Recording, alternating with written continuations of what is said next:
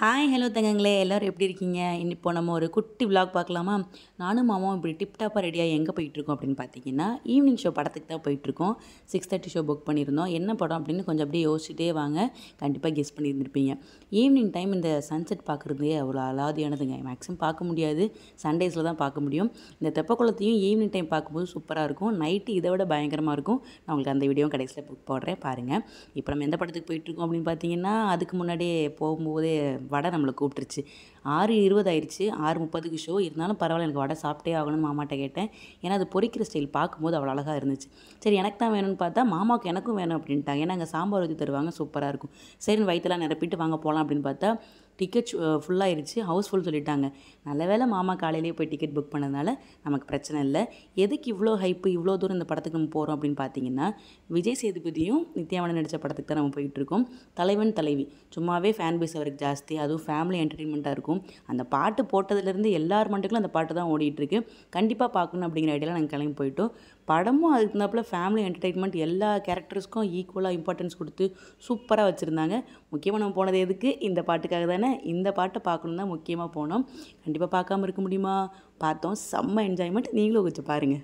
என்ன கட்டி பிடிச்சு தர வச்சானே, ஊரில் கண்டதும் இல்ல யாரும் ஒன்னாட்டம், பாரி வந்ததும் இல்ல இந்த கண்ணாட்டம், ஜோடி வந்ததில்ல யாரும் ஒன்னாட்டம், கோடி சந்திர உண்டு நள்ளிரவு விடியும் மட்டும் கெஞ்சிரனே, கிட்ட வந்து மிஞ்சிரனே, உன்னை தொட்டு கொஞ்சிரனே, என்ன விட்டு விலகி போகிறனே, ஆத்தி எத்தனை மச்சம் தேடி முத்துற வச்சோம், ஆசை கத்துற சத்தம் புரியாதா புரியாதா.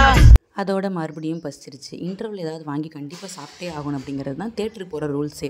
இது தெரியாமல் மாமா வேணாண்டி அப்படின்னாங்க. இல்லை, எனக்கு வேணும் அப்படின்ட்டு அந்த தேட்டர்லேயே ரொம்ப ஃபேமஸான கட்லெட்டு, ஃப்ரெஞ்ச் ஃப்ரைஸு, பாப்கார்ன் சாப்பிட்டு முடிச்சோன்னே இவ்வளோ நேரம் ஒரு மாதிரி போயிட்டு இருந்த படம் கொஞ்சம் ஆக்ஷன் பிளாக்காகவும் இருந்துச்சு.